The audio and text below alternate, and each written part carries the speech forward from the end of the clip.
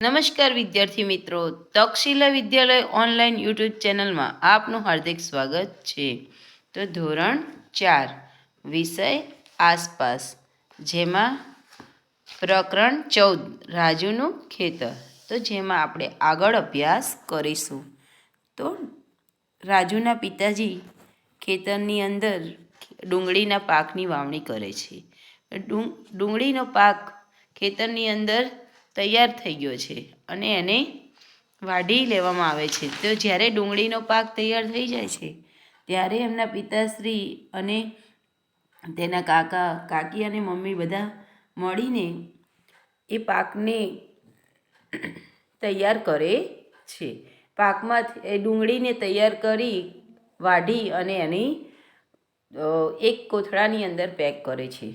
તો આપણે આજે આ પાઠમાં આજો એક ચિત્રની અંદર બતાવવામાં આવેલ છે કે ડુંગળીના પાકને કેવી રીતે એક જગ્યાએ એકઠું કરે છે, એના મૂળને કાપી દે છે દાંતરડા વડે અને એક કોથળાની અંદર ભરે છે. તો આજે આપણે પાઠમાં અભ્યાસ કરશું. ઘરમાં બધા ખુશ છે. આ વખતે ડુંગળી મોટી અને સારી થઈ છે. મમ્મી અને કાકી ડુંગળીને સુકાયેલી ડાળી કાપવા ઇલીજ એટલે એક પ્રકારનું દાંતરડું નો ઉપયોગ કરે છે. ઇલીજ ખૂબ જ ધારદાર હોય છે અને કાપતી વખતે તમારે આંગળીઓ કપાય નહીં તેનું ધ્યાન રાખવું પડે છે. પિતાજી અને કાકા ડુંગળીના કોથળાઓ ભરે છે. પિતાજી તે ટ્રકમાં ભરી મંડી કે મોટા બજારમાં વેચવા લઈ જાય છે.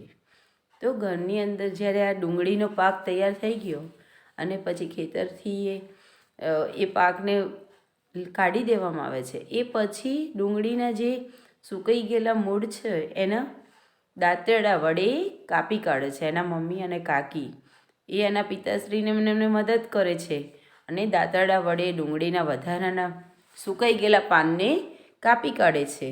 અને પછી એના કાકા અને એના પિતાશ્રી એ પાકને કોથળાની અંદર ભરે છે. આ વખતે ડુંગળી સારી એવી તૈયાર થઈ છે, મોટી અને સરસ ઉગી છે, એટલા માટે એમને સારો પાક મળ્યો છે, એટલા માટે બધા ખુશ છે.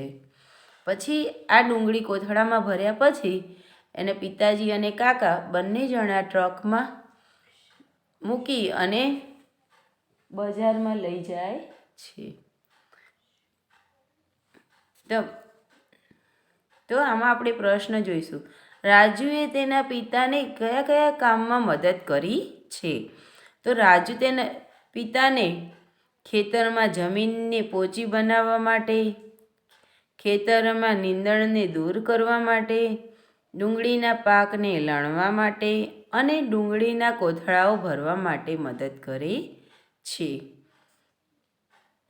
તમારા ઘરની નજીક કોઈ ખેતર છે? તેમાં શું ઉગાડવામાં આવે છે? હા, અમારા ઘરની નજીક એક ખેતર છે. તેમાં ઘઉં, બાજરી, કઠોળ તથા શાકભાજી વગેરે પાકો ઉગાડવામાં આવે છે. રાજુના પિતા ડુંગળી ટ્રકમાં ભરી બજાર લઈ જાય છે.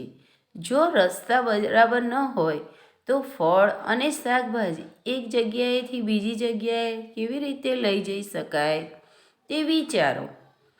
તો જો રસ્તા બરાબર ન હોય તો ફળ અને શાકભાજી ટેમ્પોમાં કે લારીમાં કે બળદગાડામાં એક જગ્યાએથી બીજી જગ્યાએ લઈ જઈ શકાય છે.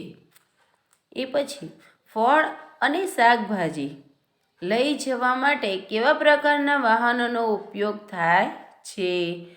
તમારી નોટબુકમાં તેમાંના એક વાહનનું ચિત્ર દોરો. તો આપણે ફળ અને શાકભાજી જ્યારે માર્કેટે લઈ જવું હોય તો આપણે કયા સાધનોનો ઉપયોગ કરશું? તો ટ્રેક્ટર ટ્રોલી, પછી ટેમ્પો, બળદગાડું, ઊંટગાડી, પેડલ રિક્ષા, હાથ લારી વગેરે જેવા વાહનોનો ઉપયોગ કરીએ છીએ.